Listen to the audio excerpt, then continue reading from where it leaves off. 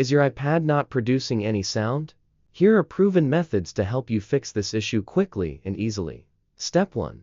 Check the mute switch. Ensure the side switch on your iPad isn't set to mute.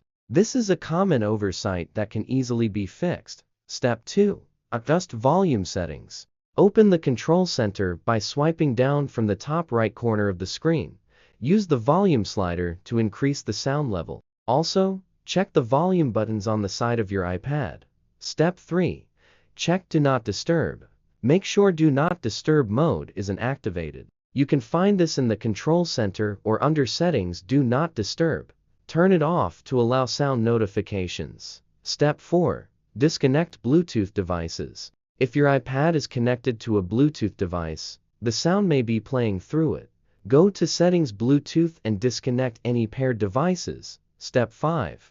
Restart your iPad. Sometimes a simple restart can fix the problem. Hold down the power button until you see the Slide to Power Off option. Turn it off, wait a few seconds, and then turn it back on. Step 6. Update software. Ensure your iPad is running the latest version of iOS.